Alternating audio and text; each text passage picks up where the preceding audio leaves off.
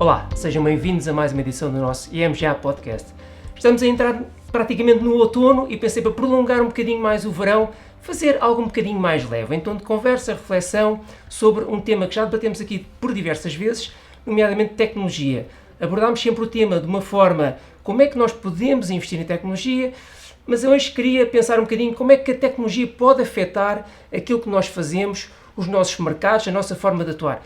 Convidei a Marta Martins, minha colega no departamento de multiativos, para esta conversa um bocadinho mais leve do que tem sido habitual. Marta, se calhar começamos pelo tema do momento, inteligência artificial, que me parece se calhar vai dominar muito esta conversa, e algumas das perguntas que eu tenho tido até a alguns amigos é: o que é que vai ser o futuro com a inteligência artificial? Será que o nosso papel enquanto gestores vai deixar de alguma forma de existir e vamos ter as máquinas a funcionar e a gerir os nossos portfólios por nós, ou se calhar vamos arranjar ali um híbrido um bocadinho diferente? Certo. Rui, obrigada parece? Pelo convite, antes de mais.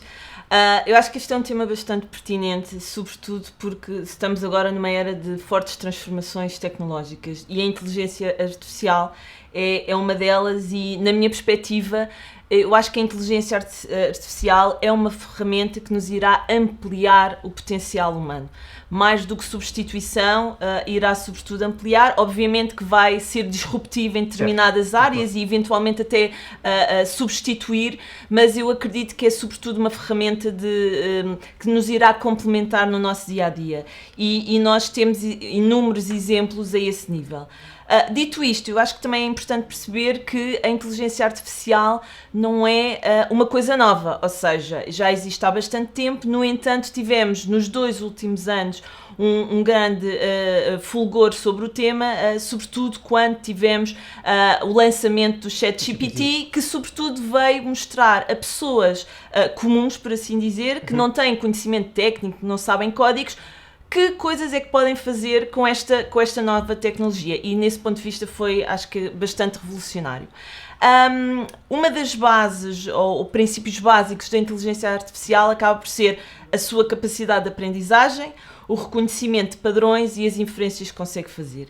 E isto, do ponto de vista de investimentos, é bastante inovador no sentido em que, neste momento, auxilia os investidores na forma como gerem as carteiras, mas também na forma como tomam decisões, porque ao analisar e ao ter a capacidade de analisar grandes volumes de dados de forma quase instantânea e em tempo real, os investidores conseguem reagir muito mais rapidamente a determinados eventos de mercados e tirar partido dessas oportunidades. Ao mesmo tempo, como eu estava a referir, como a inteligência artificial também se baseia no reconhecimento de padrões, consegue ao investidor e a nós como profissionais detectar sinais de compra e venda de determinadas classes de ativos ou até uma empresa individual e, portanto, nesse sentido, dar-nos uma informação muito mais precisa e mitigar até, inclusive, o risco inerente a essas posições de investimento. Além disso, temos também hoje em dia, ligado ao tema de inteligência artificial, a questão do robô advisor, que nesse sentido é também bastante inovador e transformador, na medida em que permite o aconselhamento financeiro, utilizando o perfil de risco, o perfil de investimento dos investidores, e nesse sentido permite aqui a personalização, que é uma coisa bastante importante, e de facto alargar este aconselhamento financeiro a investidores que antigamente não tinham este acesso porque não tinham património suficiente ou não eram sofisticados. Portanto, há aqui um conjunto de alterações que a inteligência artificial já está a introduzir e com grande impacto na nossa área. Sim, concordo perfeitamente. Eu acho que na prática não vai substituir nós enquanto profissionais, enquanto gestores, vai funcionar um bocadinho, pelo menos nesta fase inicial, diria mais ajusante, na informação, como trabalhar essa informação, uma vez que a panóplia de dados com que nós nos deparamos diariamente é gigantesca e, portanto, vai facilitar isso. Por outro lado, na parte da gestão, em última análise, a decisão humana parece que vai ser sempre importante. E nós não nos podemos esquecer que todos estes sistemas algoritmos precisam de inputs que são dados por humanos. Portanto, à partida tem que haver esta complementaridade, diria eu. Sobre o robô advising, já agora um pequeno à parte, que eu tenho acompanhado alguns modelos e a verdade é que Alguns têm cumprido, do que eu tenho acompanhado, como eu dizia, nem todos. E, portanto, se calhar alguns também, porque tentaram abranger um novo segmento de mercado, como tu dizias, se calhar para abranger mais investidores, e se calhar menos bem trabalhados. Sim. E, portanto, na prática há não tem... um caminho também a fazer. Também há algum caminho a fazer, também me parece. No âmbito da tecnologia, portanto, alargando um bocadinho mais do que a inteligência artificial, também me parece inevitável falarmos um bocadinho de blockchain. Muitas vezes associado a blockchain temos as criptomoedas, mas são duas coisas, eu diria, com uma relação, mas são duas coisas distintas, apesar de tecnologia. A blockchain é uma tecnologia que me parece que vai estar para ficar e vai ter uma maior profundidade. Criptomoedas, enfim, funcionam também porque têm subjacentes um sistema associado, mas depois tem aquele que nenhum investidor gosta, que é a volatilidade. Certo. O investidor gosta de retorno, Claro. não gosta muito de volatilidade. Essa parte dispensa. O que é que parece estas duas... primeiro, se calhar, começamos por blockchain e criptomoedas. O que é que tu pensas de toda esta envolvência? Sobre a evolução. Assim, eu acho que é muito importante fazer essa distinção. Primeiro, o que é blockchain? E apesar de parecer um bocadinho complexo, de uma forma simplista, é uma base de dados. Mas, em vez de ser uma base de dados que está num servidor central, em que todos os utilizadores conseguem ter acesso, o blockchain é uma base de dados distribuída pelos utilizadores. Ou seja, permite o armazenamento de dados de uma forma segura, de uma forma transparente e de uma forma imutável. E isso é extremamente importante. Não existe uma entidade que regula esse armazenamento e, nesse sentido, acaba por ser descentralizada.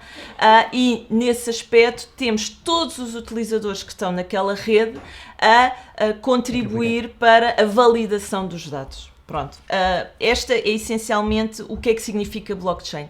Do ponto de vista prático, como é que as indústrias estão a usar? Eu vou dar um exemplo que eu acho que é relativamente fácil de perceber. Por exemplo, na indústria alimentar, o blockchain é utilizado uma vez que permite a rastreabilidade da cadeia do alimento. Ou seja, nós conseguimos fazer o registro de cada fase, desde a parte da matéria-prima, à produção e depois à distribuição. Isto faz com que, se houver um problema numa das fases, rapidamente, através desta tecnologia, nós conseguimos identificar a origem do problema e atuar. Portanto, do ponto de vista da eficiência, é massiva, e também em termos de custos que isso consegue mitigar. Portanto, há aqui, de facto, uma revolução ao nível do impacto do blockchain. Em termos das criptomoedas, as criptomoedas acabam por nascer com este tipo de tecnologia, e aqui o Bitcoin diria, a criptomoeda mais famosa.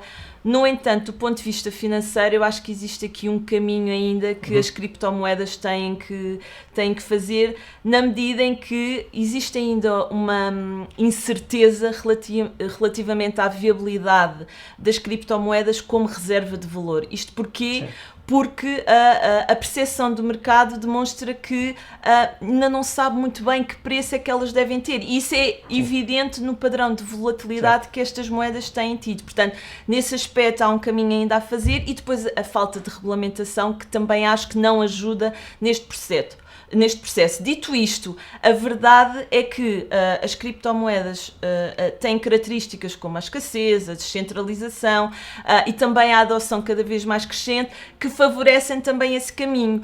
E portanto, eu acho que estamos ainda num ponto inicial. Nós temos, inclusive, já um conjunto de notícias, como, por exemplo, a Nova Zelândia já permite o pagamento de salários através de criptomoedas, a China tem intenção de criar a sua própria criptomoeda. E também temos um conjunto dentro da nossa área, um conjunto de sociedades gestoras a fazer lançamentos de ETFs focados em criptomoedas. Portanto, eu acho que vamos caminhar para lá, mas eu diria que para já ainda é um bocadinho cedo. Sim, parece-me que é um panorama ainda muito incerto, pela parte da utilização e pela parte, eu diria, mais importante, de valorização. De valor. Sim. Se calhar é mais fácil justificar uma valorização de uma empresa, certo, fruto dos seus cash flows, geração de resultados.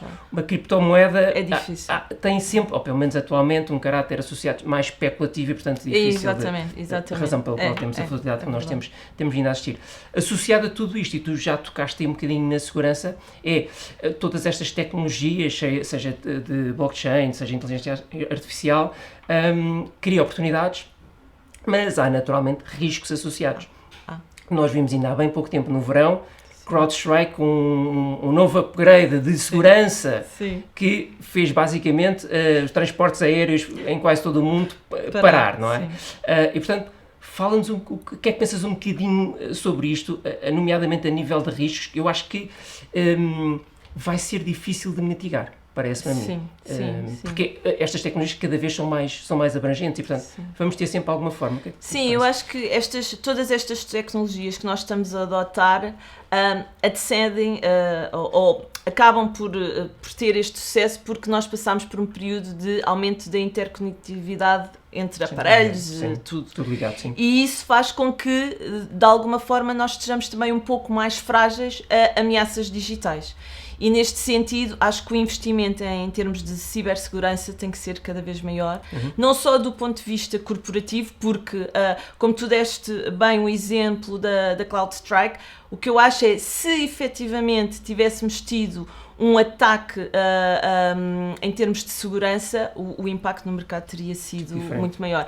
Aliás, houve uma necessidade e uma prontidão logo a esclarecer no mercado. Atenção, isto ocorreu porque foi um erro no update, isto não foi um ataque cibernáutico. Portanto, eu acho que aí foi extremamente importante. Nesse sentido, como eu estava a dizer, tem que haver um investimento muito, muito forte da parte das empresas, porque o risco reputacional é elevadíssimo e pode ter consequências muito, muito fortes. E depois também da parte do utilizador. O utilizador tem que perceber a tecnologia, tem que perceber que riscos é que está associado, e eu acho que nesse sentido, sobretudo na área financeira, em que hoje em dia temos o home banking, através do telemóvel conseguimos aceder, fazer transações.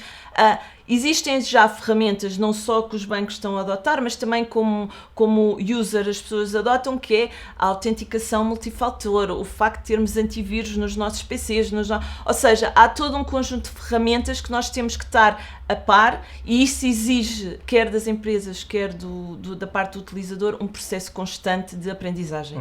Nós temos que aprender a utilizar essas tecnologias, mas também temos que aprender a utilizá-las de forma segura, para não termos depois consequências em termos destas ameaças. Falavas de diversas formas de segurança ou de layers de proteção de segurança, e estava a lembrar uma que tem sido típica aqui, a nossa mensagem é diversificação ao nível dos investimentos, e se calhar faço esse paralelo, se nós nos investimentos devemos diversificar os nossos investimentos para não correr os riscos que nós sabemos que existem sempre, mas diminuir pelo menos esse risco. A nível de segurança também parece isso. Mensagem final, se calhar, para os nossos investidores, eu diria o que é que devem acompanhar mais. Eu estava a pensar de alguma forma, um fator extremamente importante é a atualização. É manterem-se atualizados e, portanto, acompanharem não só as novas tecnologias, mas de alguma forma tudo o que vai relacionar essas tecnologias e os seus impactos diretos e indiretos. O que é que... Sim. Eu acho que nesse aspecto as tecnologias também nos permitem ou nos ajudam nesse processo de constante aprendizagem que eu estava a falar, que é exigido para parte do utilizador, e nesse sentido nós temos blogs especializados, temos sites de empresas especializadas relativamente a esses temas, temos um conjunto de notícias, temos inclusive os nossos podcasts que vão dando conta de como é que os investidores se devem posicionar, o que é que eles devem estar atentos. Ou seja, no fundo, as pessoas devem munir-se de um conjunto de fornecedores de informação diferentes, diversificados, para conseguir aqui e acolá tirar valor e conseguir estar atualizados em termos de a inovação destas tecnologias, mas também das ameaças que elas acarretam do ponto de vista de segurança. Mas acho que, sobretudo, a mensagem é: este tipo de tecnologias, estas transformações são positivas, vamos ter claramente ganhadores e perdedores, mas eu acredito que o salto final é positivo, mas existe da parte de todos um processo constante de aprendizagem e de adaptação a estas tecnologias, porque apresentar só a tecnologia e não conseguir compreender o que é que elas nos poderão trazer de bom, o valor acrescentado, não nos traz nada. Sim, eu acho que isso é uma palavra-chave, que é adaptação. Estava a lembrar quando estavas a falar, há pouco mais de 20 anos, se calhar nem há 20 anos, quando nós fazíamos transações no mercado de capitais, as nossas confirmações vinham através de fax. Exatamente, hoje em dia, se falarmos sobre um fax à geração mais nova, a pergunta é: o que é isso? Exato, não é? exatamente, Portanto, é esta adaptação, e se calhar fazendo a ligação com a inteligência artificial, claramente muitas coisas vão mudar. Existe sempre aquele receio de que se calhar vão retirar alguns empregos. Eu não diria que não, mas acima de tudo vamos adaptar-nos. Sim. E se o progresso tecnológico efetivamente fosse um fator de aumento do desemprego, nós não teríamos a taxa de desemprego que nós temos atualmente. E, portanto, isso comprova de alguma forma que a tecnologia vem mudar o nosso dia-a-dia, não vem necessariamente criar problemas económicos e sociais. Exatamente. Marta, muito obrigado pela tua presença mais uma vez. Obrigado a todos que nos acompanharam. Espero que tenha contribuído com estas reflexões para pensarmos um bocadinho melhor para o nosso futuro. Não percam o nosso próximo podcast e até lá desejamos a todos bons investimentos.